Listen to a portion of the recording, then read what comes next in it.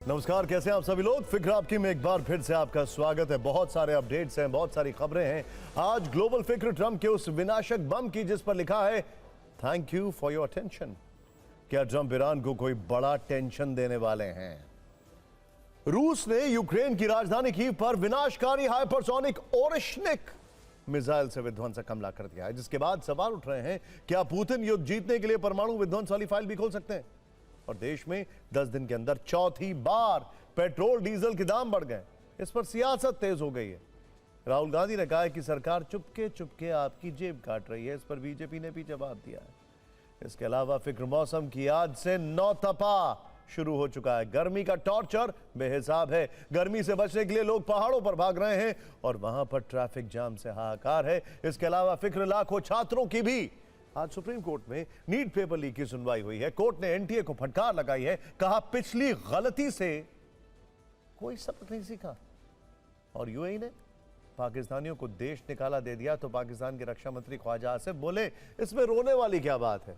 उनके इस बयान का पाकिस्तानी लोग ही जमकर मजाक उड़ा रहे हैं। लेकिन सबसे पहले बात अमेरिका ईरान टकराव की।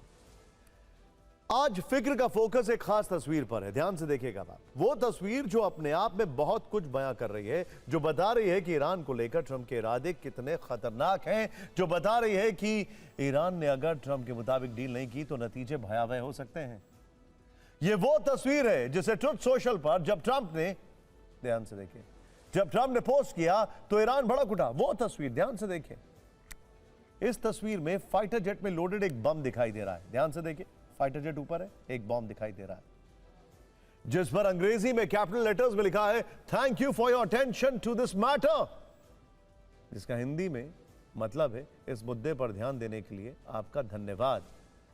वैसे मैं आपको बहुत लाउड थिंकिंग तो नहीं कर रहा हूं, लेकिन आपको बताना चाहूंगा ये जो तस्वीर है इसमें जो बॉम्ब लोडेड है कुछ ऐसे ही बॉम्ब था जो हिरोशिमा नागासाकी पर गिरा था। मैं बहुत ज्यादा लाउड थिंकिंग नहीं कर रहा हूं, लेकिन आपको बता रहा हूं। वैसे अमेरिकी राष्ट्रपति ट्रंप जब भी सोशल मीडिया पर कोई भी पोस्ट करते हैं और नेशनल और इंटरनेशनल इंटरेस्ट से जुड़ा कोई भी विचार साझा करते हैं तो अंत में thank you for your attention to this matter जरूर लिखते हैं। लेकिन ऐसा पहली बार है जब उन्होंने ये लाइन एक विनाशकारी बम पर लिखी है। इस पोस्ट में उन्होंने कहीं भी ईरान का नाम नहीं लिया है, लेकिन जानकारों के मुताबिक ऐसा करके उन्होंने तेहरान को खतरे का संदेश दे दिया। ईरान ने भी ट्रंप को उन्हीं की भाषा में जवाब दिया। ईरानी नेता इब्राहिम अजीजी ने ट्रंप की पोस्ट को रीपोस्ट करते हुए एक नई तस्वीर पोस्ट की और ट्रंप को टैग करते हुए अंग्रेजी में ही लिखा यू आर वेलकम, यानी आपका स्वागत है। और जो तस्वीर साझा की है उसमें पूरी तरह तबाह और जल चुका सैन्य मलबा दिखाई दे रहा है। ध्यान से देखिए। ईरान ने यह बताने की कोशिश की है कि ट्रंप को ईंट का जवाब पत्थर से दिया जाएगा। अमेरिका बम चलाएगा तो ईरान भी करारा जवाब देगा। ऐसा जवाब जिसका दंश पूरे खाड़ी देशों को भुगतना पड़ेगा। अरब वर्ल्ड को लेकर ईरान ये चेतावनी कई बार दे चुका है। ईरान ने इस बार भी यही जवाब तस्वीर के बदले तस्वीर की शक्ल में दिया है। ईरान और अमेरिका में जुबानी फायरिंग भी काफी तेज हो गई है। ट्रंप ने कहा कि ईरान से जल्दबाजी में कोई समझौता नहीं होगा। ईरान परमाणु बम बनाने के बारे में सोचना छोड़ दे। ईरान की ओर से उन्हें जवाब दिया गया। पूर्व आईआरजीसी कमांडर मोहसिन रिजाई ने जवाब दिया, चौथी लड़ाई के लिए हमारी उंगली ट्रिगर पर है, सुरक्षा से समझौता बर्दाश्त नहीं करेंगे। तो अमेरिकी विदेश मंत्री मार्को रूबियो ने धमकी दी, कहा डील फेल हुई तो अमेरिका दूसरा रास्ता चुनेगा, हर हाल में स्ट्रेट ऑफ होर्मुज़ को खुलवाएंगे। इसके जवाब में आईआरजीसी ने कहा अमेरिका ने नई हिमाकत की तो नरक बना देंगे, पश्चिम एशिया में तबाही की आग फैलेगी। वैसे शाम होते होते ट्रंप का अंदाज़े बयां फिर बदला और उन्होंने पोस्ट में लिखा कि ईरान के साथ बातचीत अच्छी तरह से आगे बढ़ रही है। या तो सभी के लिए एक शानदार समझौता होगा या फिर कोई समझौता नहीं होगा। युद्ध के मैदान में वापस चलेंगे और गोलीबारी शुरू करेंगे, लेकिन जो भी हमला होगा वो पहले से बड़ा और विनाशक होगा, ऐसा जैसे पहले किसी ने नहीं देखा होगा। हालांकि ट्रंप ने ईरान को डील के लिए 5 दिन का वक्त और दे दिया है। फॉक्स न्यूज के हवाले से जो खबर आ रही है उसके मुताबिक डील पर 5% सहमति बनना बाकी है। फॉक्स न्यूज ये कह रहा है। वहीं खबर यह भी है कि डील के मसौदे में ईरान को 60 दिन की डेडलाइन दी गई। ये डेडलाइन यूरेनियम सेंट्रिक है, जिसमें अमेरिका की शर्त है कि ईरान यूरेनियम डील करेगा, 60 दिन के अंदर संबंधित यूरेनियम को अमेरिका को सौंप देगा, तभी उस पर प्रतिबंध भी हटाए जाएंगे। ईरानी विदेश मंत्रालय के प्रवक्ता इस्माइल बकाई का भी कहना है कि न्यूक्लियर समझौते पर अभी सहमति बाकी है। असल में ईरान को फाइनल फैसले के लिए मुज्तबा की हरी झंडी का इंतजार है, लेकिन इस बीच अच्छी खबर यह है कि तेल के दाम तेजी से गिर रहे हैं। आज ही अंतर्राष्ट्रीय बाजार में क्रूड ऑयल की कीमतों में बड़ी गिरावट देखी गई है। ब्रेंट क्रूड इस महीने पहली बार $100 प्रति बैरल से नीचे गिरकर लगभग 99.39 पर आ गया है। पर बैरल डॉलर रेट है ये। इसका पॉजिटिव असर एशिया के सभी शेयर बाजारों में भी देखने को मिला है और भारत में सेंसेक्स 1073 पॉइंट्स और निफ्टी 312 पॉइंट ऊपर बंद हुए हैं।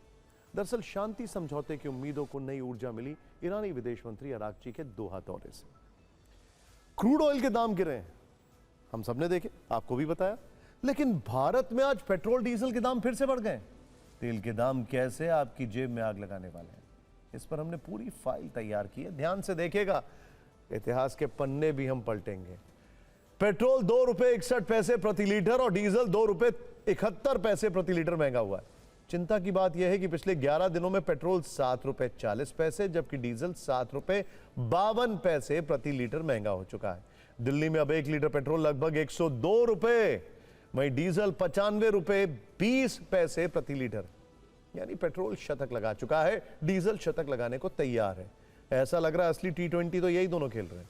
खैर, पिछले कुछ दिनों से बढ़ती महंगाई के बीच सबसे ज्यादा चर्चा पेट्रोल डीजल की हो रही है, बट ऑफ कोर्स इसकी कीमतों से महंगाई का करंट लगना शुरू हो चुका है। 15 मई को पेट्रोल और डीजल की कीमत ₹3 प्रति लीटर बढ़ाई गई। फिर 19 मई को पेट्रोल और डीजल 90 पैसे प्रति लीटर महंगा हुआ।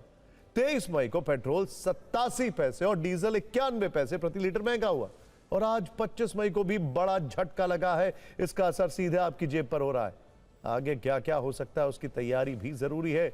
माल भाड़ा में वृद्धि होगी, इससे ट्रक और टेम्पो का किराया बढ़ेगा। मतलब ये कि दूसरे राज्यों से आने वाली सब्जियां, फल, राशन महंगे हो जाएंगे। आपका खर्च बढ़ेगा, यानी फूड इन्फ्लेशन बढ़ सकता है। इसके अलावा खेती की लागत बढ़ेगी, ट्रैक्टर और पंपिंग सेट चलाने में खर्च ज्यादा होगा, किसानों को ज्यादा खर्च करना होगा। इसका असर यह होगा कि अनाज की लागत बढ़ सकती है। वैसे ही फर्टिलाइजर के दाम आसमान छू रहे हैं। इसी तरह बस, ऑटो का किराया बढ़ेगा, सार्वजनिक परिवहन के किराए में वृद्धि होगी, स्कूल बसों के किराए में भी वृद्धि हो सकती है। इन्हीं कुछ सवालों के साथ TV9 की टीम दिल्ली, मुंबई और लखनऊ समेत कई शहरों में लोगों के बीच उनका हाल जानने पहुंची। पिछले 10 दिनों में चौथी बार है जो पेट्रोल डीजल के दामों में इजाफा हुआ है और दिल्ली में आंकड़ा 100 का पार कर चुका है। पेट्रोल डीजल के दाम तो बढ़ गए हैं, मगर तनख्वाह तो नहीं बढ़ी ना हमारी। आने वाले समय पे साइकिल से सफर करेंगे, पेट्रोल के दाम इतने बढ़ जाएंगे कि गाड़ियां घर पे रखी रहेंगी। भगवान अगली बार अगर जन्म दो तो इंसान का ना दो, जानवर कीड़े मकोड़े बना के रख दो, वो मंजूर है, क्योंकि इतना हम लोग झेल नहीं पा रहे हैं। 2 जून की रोटी मिल जाए, सुबह शाम सो जाए खा के, वही बहुत है। बिल्कुल क्राइसिस है, तो तैयार रहना पड़ेगा जनता को भी। अब मजबूरी है, काम करना है तो जितना भी बढ़े लेना तो पड़ेगा ही। पेट्रोल तो ये अंतर्राष्ट्रीय मानकों पे तय होता है, लेकिन जाहिर सी बात इससे आम पब्लिक को बड़ी दिक्कत होती है, क्योंकि कमाई उस अनुपात में नहीं बढ़ती जिस अनुपात में महंगाई बढ़ती है। क्या कर सकते हैं, हम तो मजबूर हैं। जो भी गवर्नमेंट डिसीजन लेती है वो अच्छे के लिए ही लेती है, लेकिन जनता पे तो भारी है। पेट्रोल एक ऐसी चीज़ है, अगर हम एक बार खाना नहीं खाएंगे पेट्रोल डलाना ही पड़ेगा, काम करना है। मेरे को पता भी नहीं था कि तेल इतना महंगा हो गया है। परसों आया कुछ और रेट, आज आया कुछ और रेट, कल आए थे कुछ और रेट। सर बढ़ता ही जा रहा है सर। तो ऑब्वियस है कि बढ़ेगा ही, जिस हिसाब से हालात चल रहे हैं तो उस हिसाब से ये कंट्रोल करने की जरूरत है, आपको लग रहा है? वो तो हर किसी को पर्सनली लेवल पे इसको कंट्रोल करना चाहिए जितना मैक्सिमम हो पाए। ये तो मजदूर की इस पे सीधा सीधा डाका हो रहा है, तो आप मजदूर आदमी कहाँ से डलवाएगा इतने। जो वॉर की सिचुएशन है उसकी वजह से आप एग्जैक्टली, सो इकोनॉमी को भी सस्टेन करते रहना है, so it has to increase. उसमें क्या कर सकते हैं? हमारी तनख्वाह तो नहीं बढ़ी ना, महंगाई बढ़ी है, बस बिल्कुल नुकसान है। महंगाई पर विपक्ष भी तीखे सवालों के साथ सरकार पर हमलावर है। राहुल गांधी ने सोशल मीडिया पर लिखा कि पेट्रोल डीजल के दाम किश्तों में बढ़ाते हैं ताकि चुपके चुपके आपकी जेब कटती रहे। चुनाव खत्म होते ही पेट्रोल डीजल 8 रुपए महंगा कर दिया। ये बढ़त होती ही जाएगी। चुनाव में वादे और बाकी समय जनता की जेब पर वार।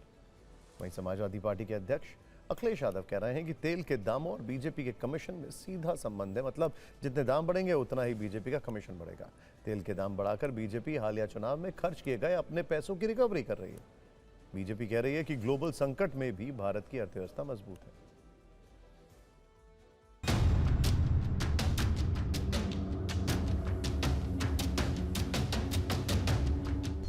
जीना तो मुहाल हो गया, महंगाई का भूचाल हो गया, अच्छे दिन का अकाल हो गया, झूठ बोलिए झूठ बोलिए। जो समय है ये वैश्विक संकट का भी है। भारत कैसे मजबूती से इस वैश्विक चुनौती का सामना कर रहा है। हमारी अर्थव्यवस्था मजबूत है। गवर्नमेंट क्रिएटेड क्राइसिस है, ये तो एवरी अल्टरनेट डेज कर रहे हैं, तो इसका मतलब ये है कि उनकी इकोनॉमी कोलैप्स हो रही है। ये अनफॉर्चुनेट है और दिखा रहा है कि सरकार की नीति और नीयत सिर्फ इलेक्शन जीतने की है। जनता की सुविधा हो, जनता को के दिक्कतें हो, उसका कोई उनको ध्यान नहीं है। जिस तरीके से भारत ने खुद को ट्रंप और अमेरिका के सामने झुका दिया है, उसका जो प्राइस है वो देश का गरीब और देश की मिडिल क्लास को पे करना पड़ रहा है। सबसे बड़ा सवाल यह है कि जब कच्चा तेल सस्ता हो रहा है तो पेट्रोल डीजल क्यों महंगा हो रहा है। हम आपको रेफरेंस पॉइंट एक बताने वाले हैं, जरा ध्यान से देखिएगा। इंटरनेशनल मार्केट में ब्रेंट क्रूड ऑयल की कीमतें $100 प्रति बैरल से नीचे आ गई। हालांकि जब युद्ध शुरू हो रहा था या जब युद्ध शुरू हुआ था तो यह $73 पर थी। पिछले एक सप्ताह में कीमतों में लगभग 10% तक की गिरावट हुई। पिछले सप्ताह का इसका उच्चतम स्तर 105 से $106 प्रति बैरल था। आज इसकी कीमत $95 से $99 प्रति बैरल है। इस सवाल का सीधा जवाब किसी के पास नहीं है। यह दलील दी जा रही है कि तेल कंपनियां अपने घाटे की भरपाई कर रही हैं। एक्सपर्ट्स की राय इस तस्वीर को साफ करती है। इंडिया के अंदर मैकेनिज्म है, उसमें जो मेजर जो रिटेल रेट्स हैं वो जो हैं वो ऑयल मार्केटिंग कंपनीज जो हैं वो ही डिसाइड करती हैं, और इसमें गवर्नमेंट का जो है इंटरफेरेंस नहीं होता है डायरेक्टली। तो ऐसा नहीं है कि अचानक अगर हॉर्मोज क्राइसिस खत्म हो जाए और पेट्रोलियम प्राइसेस अगर नरम पड़ जाए इंटरनेशनली, सपोज 90 रुपए आ जाए, तो फिर आप समझेंगे प्राइस, पेट्रोल की प्राइस 5 रुपए कम हो जाएगी और डीजल की 7 रुपए कम हो जाएगी। ऐसा मुझे नहीं दिखता है। पेट्रोलियम मंत्री सभी राज्यों के वित्त मंत्रियों को निर्देश दें कि अगले 3 महीने तक सभी राज्य पेट्रोल और डीजल पर फ्लैट 5% वैट लगाएंगे, और अगर 3 महीने बाद में राहत मिलती है तो अपने अपने हिसाब से पुनर्समीक्षा कर सकते हैं। तो इससे निश्चित रूप से पेट्रोल डीजल की कीमतों में 10 से 15 रुपए प्रति लीटर की कमी हो सकती है। महंगाई को लेकर तमाम सवालों के बीच सरकार ने बताया कि देश में 78 दिनों का कच्चे तेल का रिजर्व मौजूद है। पेट्रोल पंप पर पर्याप्त मात्रा में तेल उपलब्ध है। गवर्नमेंट के तरफ से शायद अबाउट 80 डेज 76 डेज तक लोगों के ऊपर वजन ना बढ़े, ये बोझ ना पड़े। More than 1 lakh crore annually this year we have given through the excise duty reduction. Had we not given that reduction at that time, even at that time 10 rupees would have been the increase at that time itself. So we have given, and that is almost 1 lakh crore on the budget. But the increases now are coming from the oil marketing companies because they are the ones who are procuring and selling. सुना आपने क्या कहा जा रहा है। Interesting बात यह है कि कई जगह अभी भी, कई शहरों में अभी भी एक लिमिट तय की गई है। ऐसे र्यूमर्स हैं। अब ये आप खुद ही भली बात ही बता सकते हैं। जैसे जैसे पेट्रोल डीजल महंगा हो रहा है वैसे वैसे पुराने वर्षों के चार्ट भी दिखाए जा रहे हैं। यहां बड़ा इंटरेस्टिंग एलिमेंट है। कांग्रेस कह रही है कि मनमोहन सिंह की सरकार के वक्त क्रूड ऑयल आज के मुकाबले ज्यादा महंगा था, जबकि तेल के दाम आज के मुकाबले काफी कम थे। अब ये फैक्ट्स के अनुसार देखते हैं। 2011-12 में क्रूड ऑयल की कीमत $113.5 प्रति बैरल थी। लेकिन यहां पर मिसिंग एलिमेंट क्या है मैं आपको बताने वाला हूं। उस वक्त पेट्रोल 64 रुपए 40 पैसे जबकि डीजल 40 रुपए 70 पैसे प्रति लीटर बिक रहा था। यहां पर एक और एलिमेंट मिसिंग है, आपको बताने वाला हूं मैं। 2012-13 में क्रूड ऑयल की कीमत $108.1 प्रति बैरल थी। उस वक्त पेट्रोल 68 रुपए 10 पैसे जबकि डीजल 44 रुपए 60 पैसे लीटर बिक रहा था। यहां पर भी एक एलिमेंट मिसिंग है, हमने जानबूझ के वो छुपा के रखा है आपको बताने के लिए। 2013-14 में क्रूड ऑयल की कीमत $105.5 प्रति बैरल थी, तब पेट्रोल 70 रुपए 30 पैसे जबकि डीजल 52 रुपए 20 पैसे बिक रहा था। 2025-26 में क्रूड ऑयल की कीमत $71.60 प्रति बैरल थी। उस वक्त पेट्रोल 94 रुपए 80 पैसे जबकि डीजल 87 रुपए 70 पैसे लीटर बिक रहा था। अभी क्रूड ऑयल 100 के नीचे आ चुका है जबकि पेट्रोल की कीमत 70 लगा चुकी है। यहां पर मिसिंग एलिमेंट की बात करते हैं। उस जमाने का रुपए वर्सेस डॉलर रेट चेक करिए और आज का रेट चेक करिए, फिर एनालाइज करिए। मैं चाहूंगा ये सारी चीजें आप एक बार गूगल करके देखिए। ये यूट्यूब पर, ट्विटर पर, हर जगह ये वीडियो जा रहा है। आप एक बार इसको देखिए और फिर से एनालाइज करिए। ऐसे में कांग्रेस पुराने और नए आंकड़े की तुलना करते हुए सरकार से सवाल पूछ रही है। The price of crude oil during Congress government between 2004 to 14, when we left power, it was $108 per barrel. The price of crude oil averaged for last 12 years is $70 a barrel. So it is $38 a barrel cheaper. Even today, the price of crude oil is $98.6 a barrel. अब जल्दी से आपको दो update supreme court से दे देते हैं। एक मामला ट्विशा की मौत से जुड़ा है, दूसरा नीट यूजी पेपर लीक से है।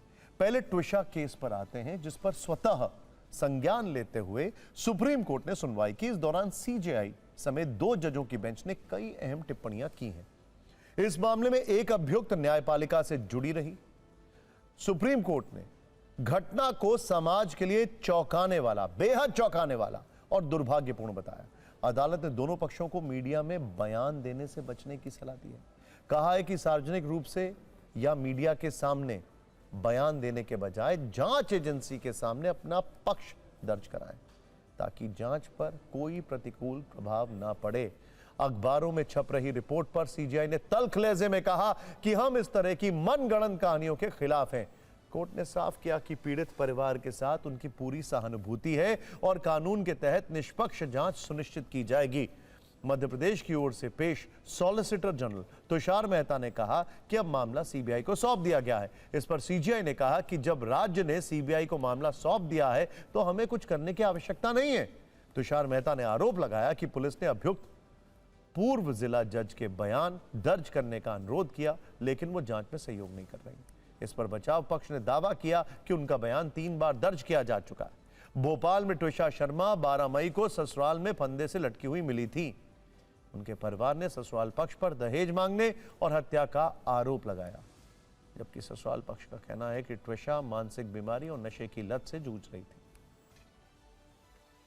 आज जब मैटर हियरिंग पे आया तो माननीय सर्वोच्च न्यायालय ने बहुत संतुष्टि व्यक्त करी कि जो सेकंड पोस्टमार्टम है वो हो चुका है, त्विशा का अंतिम संस्कार हो चुका है और उन्होंने इस बात से बहुत संतुष्टि व्यक्त करी कि अच्छा हुआ कि मध्य प्रदेश शासन ने स्वयं ही सीबीआई इंक्वायरी के लिए रिकमेंड किया और आदेश हुआ। उनका कंसर्न इस बात का था कि अब जांच सीबीआई द्वारा तुरंत टेक ओवर कर लेनी चाहिए। त्विशा का परिवार भी शुरू से यही डिमांड कर रहा था कि सीबीआई इसको टेक ओवर करे और एक निष्पक्ष जाँच हो। देखिए अगला update NEET UG paper leak से। सुप्रीम कोर्ट ने 23 लाख छात्रों से जुड़े इस मामले में एनटीए यानी नेशनल टेस्टिंग एजेंसी को लेकर कड़ी टिप्पणी की है। परीक्षा एजेंसी के रवैये पर नाराजगी जताई है। सवाल उठाते हुए पिछली गलतियों से सबक नहीं सीखने का जिक्र भी किया है। सर्वोच्च अदालत ने एनटीए, सीबीआई और केंद्र सरकार को नोटिस जारी किया है और 3 दिन में हलफनामा दाखिल कर जवाब देने को कहा है। जवाब में एनटीए को यह बताना होगा कि 2024 में मॉनिटरिंग कमेटी की तरफ से की गई सिफारिशों को किस तरह लागू किया गया। कोर्ट ने एनटीए को याद दिलाया कि सर्वोच्च अदालत का इसी मामले में पहले से आदेश भी है, लेकिन एनटीए ने अतीत से अब तक सबक नहीं सीखा। ये बहुत दुर्भाग्यपूर्ण है। फायमा यानी federation of all India medical association और यूनाइटेड डॉक्टर्स फ्रंट ने सुप्रीम कोर्ट में याचिका दाखिल की है। इन याचिकाओं में नीट यूजी की दोबारा परीक्षा कोर्ट की निगरानी में कराए जाने की मांग की गई है। अगली सुनवाई 29 मई को होगी। पेपर लीक की शिकायतों के बाद 12 मई को नीट यूजी की परीक्षा रद्द कर दी गई थी, जिसकी सीबीआई जांच चल रही है।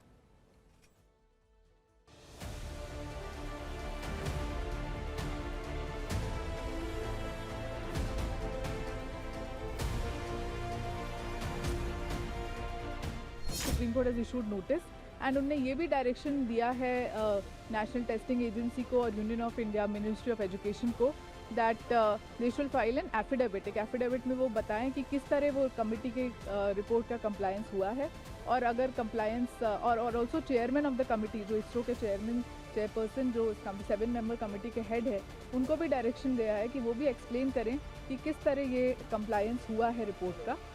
And in all Supreme Court has treated this very seriously. आज सुप्रीम कोर्ट ने हियरिंग शुरू होते ही बोला एनटीए को सबक सिखाना जरूरी है, क्योंकि ये जो है मैटर को सीरियस नहीं ले रहे, बच्चों के साथ खिलवाड़ कर रहे। एनटीए को विदिन 3 डेज रिपोर्ट फाइल करने को बोला, और साथ ही साथ राधा कृष्णन के जो मॉनिटरिंग कमेटी है उसके चेयरपर्सन को उन्होंने जो है अपनी रिपोर्ट फाइल करने को बोला, और साथ में ही सॉलिसिटर जनरल को नोटिस इशू किया है कि फ्राइडे को वो अपीयर रहें, क्योंकि हमें लगता है कि फ्राइडे को इस मामले में एक अहम फैसला आ सकता है। तो एक तरफ नीट पेपर लीक की वजह से डॉक्टर बनने वाले लाखों मेहनती छात्रों को काफी परेशानी उठानी पड़ी है, तो वहीं अब सीबीएसई के तहत 12वीं में पढ़ने वाले छात्र एक नए नियम से काफी परेशान हैं। केंद्रीय माध्यमिक शिक्षा बोर्ड ने इस वर्ष 12वीं की कॉपियों की ऑन स्क्रीन मार्किंग की थी, यानी 12वीं की कॉपी ऑनलाइन चेक की गई थी, और 19 मई से छात्रों के लिए स्कैन कॉपी हासिल करने के लिए प्रक्रिया शुरू हुई। लेकिन छात्रों के आरोपों के मुताबिक इस प्रोसेस में कई तरह की गड़बड़ियां सामने आई हैं। जैसे कि एक छात्र का आरोप है कि उनकी सप्लीमेंट्री कॉपी ही गायब है। उसने बताया कि कॉपी के 16 पेज गायब हैं, यानी कि पूरे के पूरे 22 नंबर मिसिंग हैं। इसी तरह से दूसरे छात्र ने बताया कि उसे केमिस्ट्री में 70 नंबर मिलने चाहिए थे, लेकिन सिर्फ 48 मिले। बाकी के नंबर OSM में चढ़ा ही नहीं गए। ऐसे ही कई छात्र सामने आकर अपना दुख बता रहे हैं। उनका कहना है कि इस तरह तो उनका करियर ही खराब हो जाएगा। पहली बार ये मामला वेदांत नाम के एक छात्र के एक्स पोस्ट पे सामने आया। उसने बताया कि फिजिक्स में अचानक कम मार्क्स आने के बाद उसने सीबीएसई रीवैल्यूएशन प्रोसेस के माध्यम से अपनी आंसर शीट की फोटोकॉपी के लिए अप्लाई किया था, और जब उसे कॉपी मिली तो उसका कहना है कि वो काफ़ी टूट गया, क्योंकि सीबीएसई ने जो आंसर शीट अपलोड की उसकी नहीं थी। यहाँ तक कि हैंडराइटिंग भी उसकी नहीं थी। उस छात्र के इसी दावे के बाद हड़कंप मच गया। सोशल मीडिया पर कई लोगों ने उसे ट्रोल भी किया, लेकिन अब OSM में गड़बड़ी की खबरों के बीच सीबीएसई हरकत में है। सीबीएसई से जुड़े सूत्रों के मुताबिक 12वीं क्लास के छात्र वेदांत की वायरल सोशल मीडिया पोस्ट से जुड़ा मामला टॉप प्रायोरिटी पर लिया गया। सूत्रों के अनुसार एक खास टीम सोशल मीडिया प्लेटफॉर्म पर उठाई जा रही ऐसी शिकायतों और मसलों पर नजर रख रही है। अब सुनिए TV9 पर सीबीएसई की OSM प्रणाली पर सवाल उठाते हुए कुछ छात्र और एक्सपर्ट्स क्या कह रहे हैं।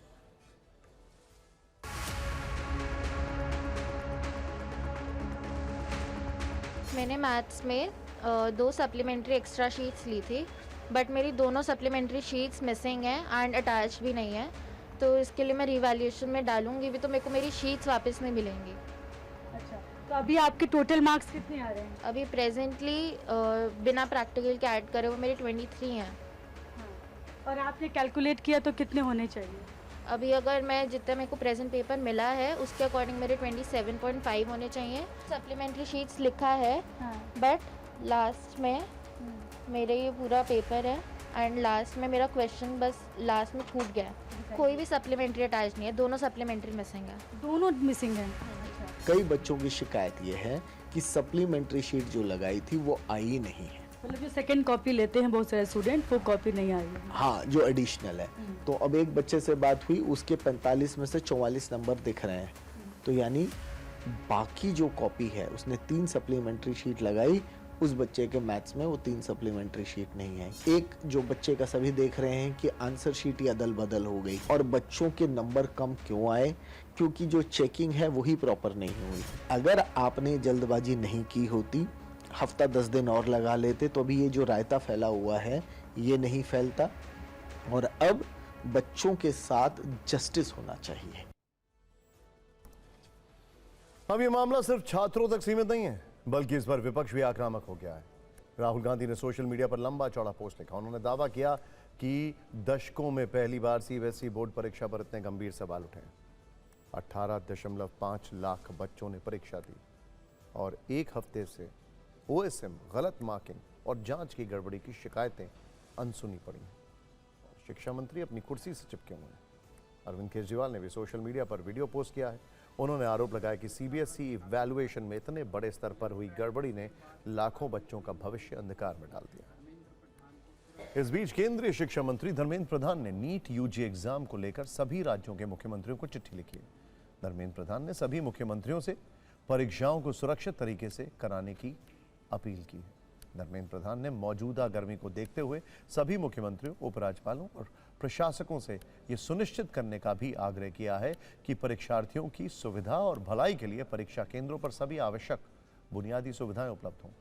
शिक्षा मंत्रालय की तरफ से सोशल मीडिया प्लेटफॉर्म एक्स पर बताया गया है कि केंद्रीय शिक्षा मंत्री धर्मेंद्र प्रधान ने सभी मुख्यमंत्रियों, राज्यपालों और प्रशासकों को पत्र लिखकर 21 जून 2026 को होने वाली नीट यूजी पुनर्परीक्षा के सुचारू, निष्पक्ष और सफल आयोजन के लिए उनका सहयोग मांगा।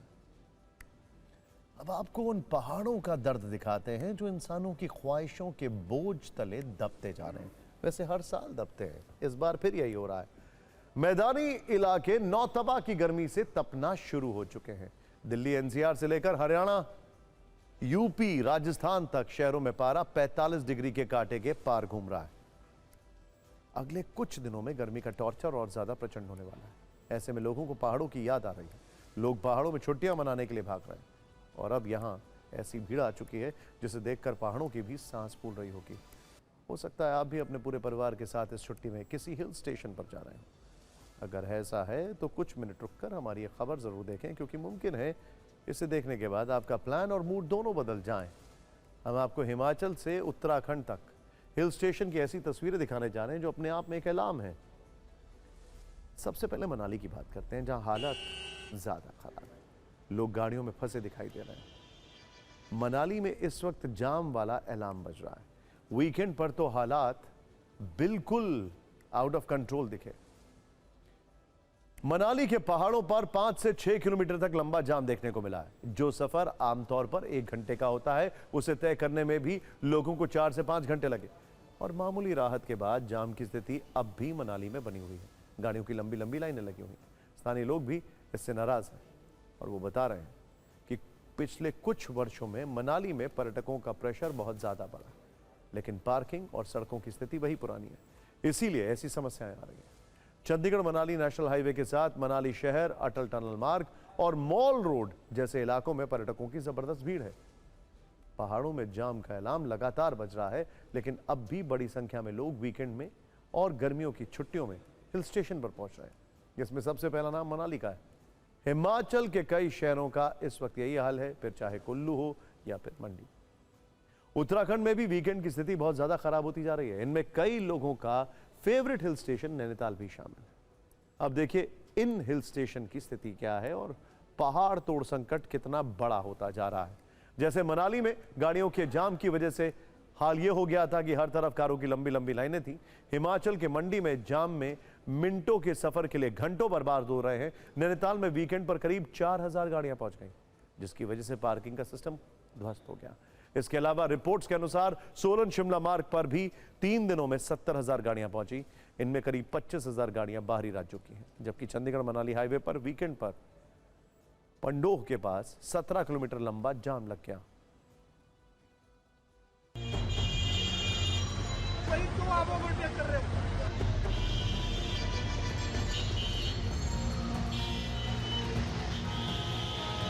मॉर्निंग में सुबह हम लोग अर्ली 6 बजे ही निकले थे होटल से, और अभी भी इन बिटवीन ही है। यहाँ से होटल हमारा 2 किलोमीटर और दूर है। ट्रैफिक बहुत ज़्यादा रहा आज, काफ़ी भीड़ भाड़ है, तो मुश्किल से भी लग रहा है और आधा 1 घंटा जैसा लगेगा होटल पहुँचने में हमें। कस्टमर पूरे दिन के लिए गाड़ी बुक की थी घूमने के लिए, अभी सिर्फ एक ही पॉइंट हुआ है। अभी तो अडिम्बा बोल रहे हैं जाने के लिए, वहाँ तक मुश्किल ही पहुँचा, बंद ही होगा वो। हम पिछले 2 दिन से यहाँ हैं, परंतु हम रोहतांग, शिमला, कुल्लू मनाली सब जगह घूमे पूरे दिन से, परंतु हमारा आधा टाइम इस ट्रैफिक में चला गया। बड़ी गलत बात है, ये ट्रैफिक लगवा रखा है। हम लोगों ने गवर्नमेंट को ध्यान देना चाहिए। यहाँ पे इतनी देर से हम लोग यहाँ पे खड़े हुए हैं, हमारे साथ यहाँ पे फैमिली वगैरह भी खड़ी हुई है। गवर्नमेंट है, उन लोगों को देखना चाहिए यहाँ पे कि बच्चे भी हैं, बड़े भी हैं।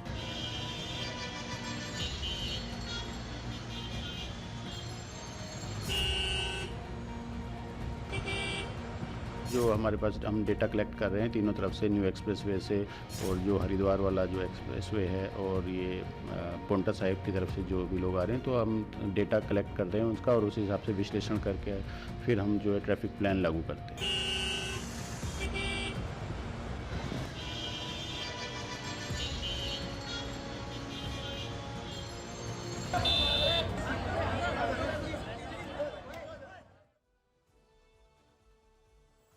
मनाली जैसा हाल इस वक्त उत्तराखंड और हिमाचल प्रदेश के कई शहरों का है। उनकी तस्वीरें भी देखिए। मंडी में भी जाम की भयंकर स्थिति दिखाई दे रही है। ड्रोन कैमरे से लिए गए वीडियो में आप देख सकते हैं कितनी बड़ी संख्या में लोग हिमाचल में गर्मी से बचने के लिए पहुंचे हैं, लेकिन जगह जगह जाम में अटके हुए हैं। और ये कोई दिन की स्थिति नहीं है, रातों में भी गाड़ियों की ऐसी ही कतार दिख रही है। मंडी के बाद कुल्लू का हाल भी यही है, यानी सिर्फ नाम बदलते जाइए, तस्वीरें ज़्यादा नहीं बदल रही हैं। कुल्लू में भी बड़ी संख्या में लोग पहुंच रहे हैं। यहाँ भी आपको सिर्फ लोगों की भीड़ ही नजर आएगी और इस तरह पहाड़ों पर प्रेशर लगातार बढ़ता जा रहा है। आज हरिद्वार की सड़कों पर भी गाड़ियों की लंबी लंबी लाइन दिखी और यह हाल सिर्फ आज से नहीं बल्कि कल से बना हुआ है। आज गंगा दशहरा है, जिस मौके पर स्नान करने के लिए बड़ी संख्या में लोग हरिद्वार पहुँच गए और जगह जगह चक्का जाम जैसी स्थिति बन गई। हरिद्वार से कुछ किलोमीटर दूर ऋषिकेश की भी हालत खराब दिखी, क्योंकि ये 4 धाम वाला रूट भी है, इसीलिए यहाँ भी सड़कों पर जबरदस्त ट्रैफिक जाम देखने को मिला। श्यामपुर से भद्रकाली तक नेशनल हाईवे पर गाड़ियाँ रेंगती हुई दिखाई दी हैं। अब पहाड़ों की जाम की स्थिति इसलिए है क्योंकि गर्मी से देश के मैदानी इलाके बुरी तरह तप रहे हैं और अब तो प्रचंड गर्मी के बीच नौतपा वाला अलार्म भी बज गया है। आज से नौतपा की शुरुआत हो गई है और बताया जा रहा है कि अगले 9 दिन सूरज से भयंकर शोले बरसेंगे। नौतपा 2 जून तक चलेगा। इस दौरान तापमान 48 डिग्री तक जाने की चेतावनी जारी की गई है। साथ ही यूपी के 33 शहरों में भयंकर लू का अलर्ट बज गया है। मौसम विभाग के मुताबिक एमपी में 44 जिलों में भी हीट वेव की चेतावनी है, जबकि दिल्ली के लिए 27 मई तक येलो अलर्ट है।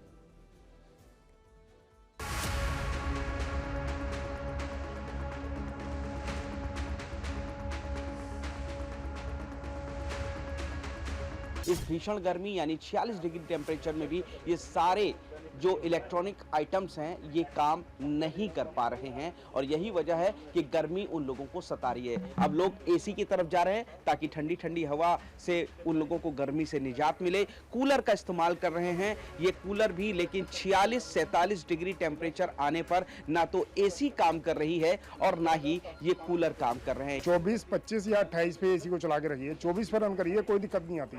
लेकिन यदि आप उसे 18 पे 16 पे करके रखेंगे तो एसी बहुत जल्दी गर्म हो जाता है और वो कट की कंडीशन में आ जाता है और उसको खुलने में काफ़ी लंबा टाइम लग जाता है। सिर में इसमें हवा आती है, इसमें ठंडक रहती है, सिर को जो रिलैक्स मिलता है। यहाँ का तापमान लगभग 50 से अबव रहता है, चला जाता है और वर्तमान में आज के दिन जो बात है, आज का दिन बहुत भयंकर तपिश है।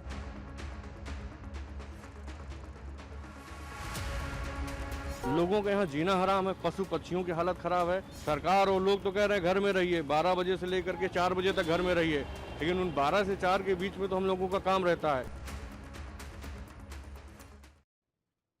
अगली खबर पश्चिम बंगाल से है, जहां मौसम दिल्ली जितना गर्म तो नहीं है, लेकिन वहां का राजनीतिक तापमान देश के किसी भी हिस्से से ज्यादा गर्म है और इसकी 2 बड़ी वजह। पहली वजह घुसपैठियों के खिलाफ 3D एक्शन, दूसरी वजह बकरीद पर पशु वध वाला कंफ्यूजन। और घुसपैठियों के खिलाफ कार्रवाई करते हुए बंगाल की शुभेंदु सरकार ने 3 एक्शन प्लान बनाए, जिसको हम 3D एक्शन प्लान बता रहे हैं, जिसके तहत अब घुसपैठियों और अवैध रोहिंग्याओं को पहले डिटेक्ट किया जाएगा, फिर उनके नाम से बने फर्जी डॉक्यूमेंट्स को डिलीट किया जाएगा, इसके बाद उन्हें बीएसएफ को सौंपकर अपने देश में डिपोर्ट किया जाएगा। इतना ही नहीं, बल्कि घुसपैठिए किसी अन्य राज्य बंगाल के किसी अन्य जिले में ना छिपे, इसलिए सरकार ने होल्डिंग सेंटर्स भी बनाने का फैसला किया है। राज्य के गृह मंत्रालय ने सभी जिला प्रशासन को निर्देश दिया है कि अवैध विदेशियों और डिपोटेशन का इंतजार कर रहे विदेशी कैदियों के लिए होल्डिंग सेंटर बनाए जाएं। आपको पता होगा ये एक तरीके से वो स्टाइल है जो अमेरिका में भी अपनाया जाता है। खैर, बंगाल सरकार के आदेश में कहा गया है कि अवैध घुसपैठियों को रखने के लिए जरूरी इंफ्रास्ट्रक्चर तैयार करें, जिन्हें अवैध रूप से भारत में रहने के संदेह में पकड़ा गया है या जिनका डिपोटेशन प्रोसेस जारी है। इन सेंटर्स में लोगों को तब तक रखा जाएगा जब तक उनकी नागरिकता और दस्तावेजों की जांच पूरी नहीं हो जाती। आदेश में कहा गया है कि 31 दिसंबर 2024 के बाद भारत में प्रवेश करने वाले संदिग्ध अवैध बांग्लादेशी और रोहिंग्या नागरिकों को रखा जाएगा। पहचान होने के बाद इन लोगों को डिपोटेशन से पहले बीएसएफ को सौंपा जाएगा। इस आदेश के बाद अब होल्डिंग सेंटर्स बनने शुरू हो जाएंगे। अब सवाल यह है कि होल्डिंग सेंटर्स काम कैसे करेंगे। सरकार जैसे ही किसी घुसपैठिए को पकड़ेगी तो उसे होल्डिंग सेंटर ले जाया जाएगा। होल्डिंग सेंटर में रखे गए लोगों का बायोमेट्रिक डेटा लिया जाएगा। इस जानकारी को एक केंद्रीय पोर्टल पर अपलोड किया जाएगा। पहचान पूरी होने के बाद इन अवैध प्रवासियों को देश से वापस भेजने के लिए सीमा सुरक्षा अधिकारियों को सौंप दिया जाएगा। यानी होल्डिंग सेंटर से सीधे डिपोटेशन की कार्रवाई होगी। लेकिन अब यह मुद्दा बंगाल में सियासत की बड़ी वजह बन गया है। टीएमसी और बीजेपी में तलवारें खिंच गई हैं।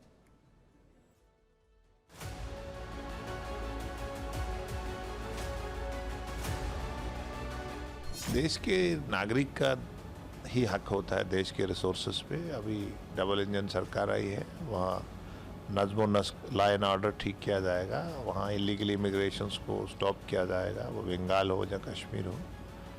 उसके बाद करप्शंस को करप्ट किया जाएगा और जो भी बेहतर होगा वो अच्छा किया जाएगा। ये 27 लाख जो आपने जिनको निकाल दिया है उसमें से पहले आप एक लिस्ट जारी करिए कि उसमें से कितने बांग्लादेशी कितने रोहिंग्या हैं। You do that first you do that. और ये डिटेंशन सेंटर जो है हमने आसाम में, हमको मालूम है कि किस तरीके से लोगों को रखा गया है। आप बोल रहे हैं कि जो घुसपैठिया हैं उनको आप इंडिया में नहीं रहने देंगे, वो इलीगल तरीके से रह रहे हैं। ठीक है, कोई बात नहीं, आप उसको करना चाहते हैं, लेकिन आप 27 लाख वोटर में से इतने दिन तक जो आप एलिगेशन लगाए कि सब बांग्लादेशी सब रोहिंग्या है, पहले लिस्ट तो निकालो भाई। किस आधार पे आप उन लोगों को अंदर घुसाओगे, किस आधार पे आप उनको बुलाओगे। और अब पूर्वी भारत से सीधे पश्चिमी भारत की तरफ चलते हैं, जहां बकरीद से पहले महाराष्ट्र सरकार में मंत्री नितेश राणे का एक बयान काफी चर्चा में है, काफी वायरल है। नितेश राणे ने कहा है कि जिस तरह होली और दिवाली पर पर्यावरण को लेकर सलाह दी जाती है, उसी तरह बकरीद पर भी वर्चुअल तरीके से त्यौहार मनाने की सलाह दी जानी चाहिए। उन्होंने कहा कि होली आती है तो कहा जाता है ड्राई होली मनाओ, पटाखे मत फोड़ो। अब बकरीद आई है तो उनसे कहिए वर्चुअल बकरीद मना लें, कंप्यूटर पर बकरी की फोटो लगाकर दिखाएं कि हम बकरी काट रहे हैं। मौलाना शाहबुद्दीन रिजवी बरेलवी ने कहा है कि इस्लाम में वर्चुअल नहीं होता, इसीलिए ऐसी सलाह का कोई फायदा नहीं है। कांग्रेस नेता मुजफ्फर हुसैन ने नितेश राणे को कहा है कि वो उन पर्यावरणविद को बोलें जिन्होंने होली पर बयान दिए थे। मुसलमानों ने ऐसा नहीं कहा था। कुल मिलाकर ईद से ठीक पहले विवाद वाली फाइल खुल चुकी है। पुढे आमचे होळी आले, होळीचा सण आला, दिवाळी आलं तर पर्यावरणपूरक होळी मनवा, ड्राय होळी मनवा, फटाके वाजवू नका। मग आता जी बकरी ईद येते आहे ना, त्यांना सांगा जरा व्हर्च्युअल बकरी करा, कापू नका बकरी। हा हिम्मत तुमच्यामध्ये? कशाला प्राण्यांना त्रास देतात? कापा कम्प्युटरवर अशी चांगली बकरी दाखवा, हम बकरी काट रहे हैं असं दाखवा। ती सल्ले त्यांना काय देत नाहीत? हा हिम्मत इकडच्या काही पर्यावरणवाल्यांना त्यांना ते सल्ले देण्याची? सल्ले देऊन तरी बघा, वस्त्रे बघा कुठे कुठे फिरतात। नीतीश राणे को कैसे समझाया जाए, किस तरह उनको इस्लाम का पाठ पढ़ाया जाए और कैसे उनको बताएं कि भाई इस्लाम में वर्चुअल का कोई फलसफा नहीं। उन एनवायरमेंटलिस्ट को कह रहे थे कि ये हमारे ही हिंदू समाज के कुछ लोग इस तरह की बातें करते हैं, और ये शायद ये उनको कह रहे थे कि अभी आप क्यों नहीं कहते हो कि बकरी ईद भी कंप्यूटर पे मनानी चाहिए। और अब फिक्र रूस यूक्रेन युद्ध की, जो और भी भीषण हो गया है। ये पुतिन का बदला है। जिस तरीके से रूस में हमला किया गया था एक यूनिवर्सिटी पर, और पुतिन ने कहा था कि बदला लेंगे। खैर, बदले की बात है, इसमें वो यूक्रेन के शहरों को चुन चुन के भस्म कर रहे हैं। दुनिया को डराने के लिए रूस ने फिर वही किया है। आधी रात को आसमान से मौत बरसाई गई। यूक्रेन के शहर आधी रात को आग में जल उठे, लेकिन इस बार सबसे बड़ा डर सिर्फ तबाही नहीं थी, बल्कि वो हथियार था जिसका नाम सुनकर पूरी दुनिया सतर्क हो गई। इसका नाम है ओर्शनिक हाइपरसोनिक मिसाइल। रूस का दावा है कि उसने परमाणु हथियार ले जाने वाली इस मिसाइल का इस्तेमाल यूक्रेन के जवाबी हमलों के बदले में किया। रूस ने इन हमलों में यूक्रेन के सबसे बड़े मिलिट्री बेस पर हमले से लेकर एयर बेस को भी तबाह करने का दावा किया। रूस के हमले इतने भीषण थे कि जेलेंस्की को कहना पड़ा कि रूसी पागल हो चुके हैं। ओर्शनिक मिसाइल की रेंज 500 से 5,500 किलोमीटर है। इसकी रफ्तार 12,350 किलोमीटर प्रति घंटा है। इसे इंटरसेप्ट करना लगभग असंभव है। ये मिसाइल मोबाइल लॉन्चर से फायर होती है। इसे छिपाना और जल्दी तैनात करना आसान होता है। ये मिसाइल अंतरिक्ष की निचली कक्षा में जाकर हमला करती है। इस मिसाइल में 6 वॉरहेड फिट किए जा सकते हैं। इस मिसाइल से रूस 6 मिनट में जर्मनी की राजधानी बर्लिन पर हमला कर सकता है। ये मिसाइल 9 मिनट में लंदन पहुंच सकती है। इस मिसाइल को पेरिस जाने में सिर्फ 8 मिनट लगेंगे, जबकि यूरोपीय यूनियन और नेटो के हेडक्वार्टर ब्रसेल्स तक ये मिसाइल 17 मिनट में पहुंच जाएगी, जबकि व्हाइट हाउस पर हमले में इसे सिर्फ 26 मिनट लगेंगे। तो वहीं रूस अगर चाहे तो वो सिर्फ 11 मिनट में ग्रीनलैंड पर हमला कर सकता है।